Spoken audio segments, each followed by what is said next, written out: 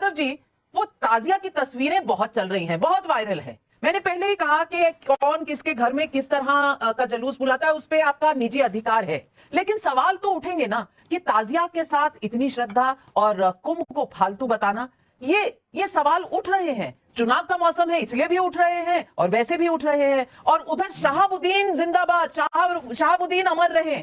भाई, 2 लोगों की उन पर पूरी तरह से उम्र कैद हुई थी, 2 लोगों के कत्ल के लिए, वो अमर रहे, ये बात कह रहे हैं तेजस्वी जी। ये कौन सी विडंबना है जो हमें इस देश में देखनी पड़ रही?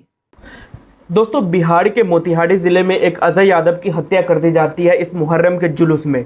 एक मुहर्रम के जुलूस में जब अजय यादव ये चीज़ें देखने जाते हैं, जुलूस देखने जाते हैं, तो उनके ऊपर तलवार से गला रेत दिया जाता है और उनकी हत्या कर दी जाती है और उनके भाइयों को भी पीटा जाता है। लेकिन आरजेडी के प्रवक्ता या फिर आरजेडी के लोग या फिर जेडीयू के लोग या फिर बीजेपी के लोग यहाँ पे अपनी स्टेटमेंट देने से, अपनी तुष्टीकरण राजनीति करने से बचते हैं, क्योंकि यहाँ पे हमेशा बिहार में तुष्टीकरण की राजनीति होती है, क्योंकि हमेशा से हर किसी को वोट बैंक चाहिए, हर किसी को मुस्लिम वोट बैंक चाहिए। तो इसीलिए ना यहाँ पे कोई जेडीयू बोलेगा ना आरजेडी बोलेगा, क्योंकि उन्हें अपना वोट बैंक बनाए रखना है। और क्योंकि बिहार में इलेक्शन आने वाला है, अभी 2025 के लास्ट मंथ के दिसंबर में इलेक्शन आने वाला है, तो कोई भी यहाँ पे कुछ भी बोलने को तैयार नहीं है। और बताया जा रहा है कि ये जो अजय यादव है, ये एक आरजेडी के ही कार्यकर्ता थे, जो आरजेडी के लिए काम करते थे, आरजेडी के प्रचारक थे। जबकि मुसलमान भाइयों में इनकी कुछ 10-15 दिन पहले कुछ झड़प होती है, जो रंजी से निकालने के लिए इनकी हत्या कर दी जाती है। लेकिन कोई भी पॉलिटिकल लीडर यहाँ पे कुछ भी बोलने को तैयार नहीं होते।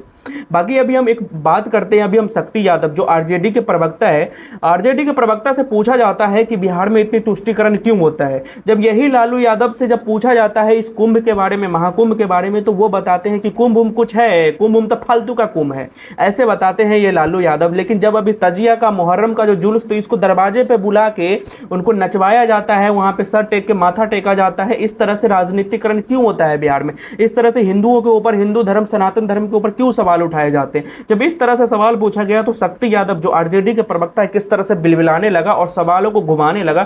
जरा आप खुद देखिए और समझने की कोशिश करिए। और अभी भी बिहार में लोगों के पास टाइम है, समझने का टाइम है हिंदुओं के पास, कि ये यादव समाज, यादव और ये राजपूत और ये ब्राह्मण और ये दलित और ये सब करना बंद कर दो भाई। एट द एंड पे आप लोग हिंदू हो, हम हिंदू हैं। सबसे पहले ये सोचो। हूं आज शक्ति यादव जी से।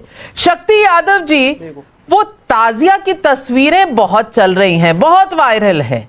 मैंने पहले ही कहा कि कौन किसके घर में किस तरह का जुलूस बुलाता है, उस पे आपका निजी अधिकार है, लेकिन सवाल तो उठेंगे ना कि ताजिया के साथ इतनी श्रद्धा और कुंभ को फालतू बताना, ये सवाल उठ रहे हैं। चुनाव का मौसम है इसलिए भी उठ रहे हैं और वैसे भी उठ रहे हैं।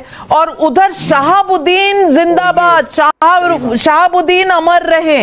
भाई, 2 लोगों की उन पर पूरी तरह से उम्र कैद हुई थी, 2 लोगों के कत्ल के लिए, वो अमर रहे, ये बात कह रहे हैं तेजस्वी जी।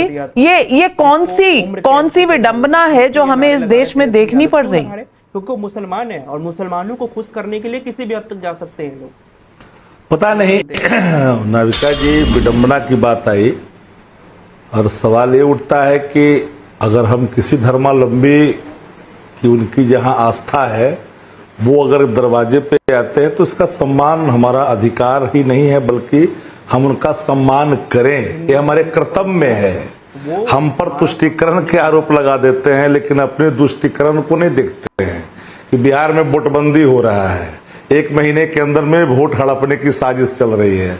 अब ये सवाल ज्ञान बांटने के बजाय अपने तुष्टीकरण पर भी इनको एक नजरिया रखनी चाहिए स्पष्ट तौर पे। अरे भैया, धर्म कर्म की व्याख्या क्या है? 18 पुराण, 4 वेद को उठा लो और हमारे सामने ला करके खड़ा करो उन आचार्यों को जो ये धर्म की व्याख्या अलग अलग खंडसा करते हैं। अब सवाल उठता है कि दक्षिणा गरीब से लो और आशीर्वाद अमीर को दो, ये कौन सा धर्म है भैया? पटना गांधी मैदान में जहां पर खेमका की लाश पड़ी है, जिनकी हत्या निर्मम हुई है, मात्र 5 डेग पर, वो कौन सा धर्म संसद है भैया? धर्म इजाजत देती है क्या? आपने दीक्षा ली थी हवन कुंड की क्या? जहां हवन कुंड में दीक्षा लेने के बाद लिया गया दीक्षा को उसको तोड़ा नहीं जाता, तो दीक्षा तो ही नहीं लिया था।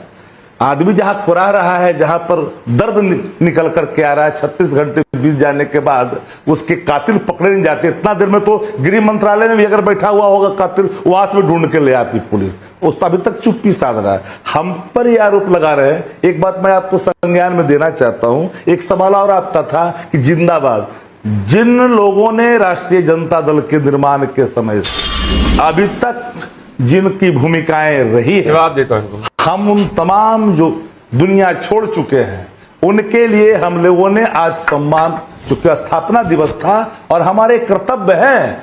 धर्म के ज्ञानियों को मैं बता देना चाहता हूं कि जो मृत आत्माएं होती है ना, वो पवित्र होती है, और जब वो दुनिया छोड़ करके चले गए तो हम अपने पार्टी में जो योगदान था, संघर्ष था, हम उनको जी जवाब करेंगे। आप जैसा हम थोड़ी हैं कि नहीं आप सब रुक जाइए भंडारी जी, इतना व्याकुल आप होइए। व्याकुल नहीं हो रहा हूं मैं, आपका समय हो गया आपके अंदर। नहीं, आप सबको याद करेंगे, जो कातिल हो उनको भी याद करेंगे, जिन पर कोर्ट ने कत्ल का उम्र कैद दिया हो उनको भी आप याद करेंगे। अमर रहें, अमर रहें।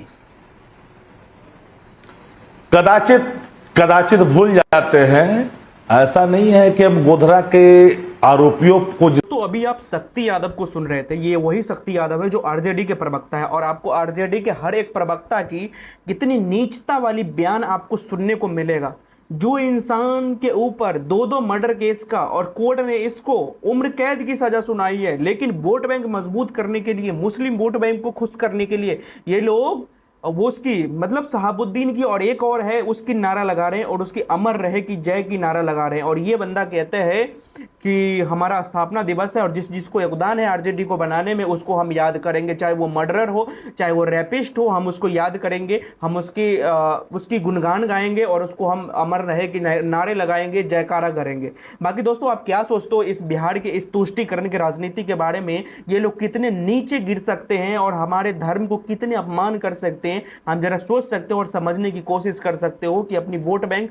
दोस्तों कहावत ही है कि पैसा, पावर और पोजीशन है, ये 3 चीज पाने के लिए ना लोग किसी भी हद तक गिर सकते हैं और कुछ भी करने को तैयार हो जाते हैं लोग। लेकिन वही हाल अभी बिहार में है, क्योंकि पावर और पोजीशन पाने के लिए ये लोग कितनी भी नीचता वाली हरकतें कर सकते हैं। और शक्ति यादव से जो पूछा गया सवाल, उसका कोई जवाब नहीं है कि इन्होंने कुंभ को लेके फालतू का कुंभ क्यों बताया और अभी तजिया को लेके ये लोग माथा क्यों टेक रहे हैं। ये मतलब हिंदू धर्म होते हुए, हिंदू धर्म का अपमान करते हैं और दूसरे धर्म को गले लगाते हैं। बाकी आप लोगों का क्या कहना है इस पे आप कमेंट्स में जरूर बताना, और मिलते हैं किसी नेक्स्ट वीडियो में।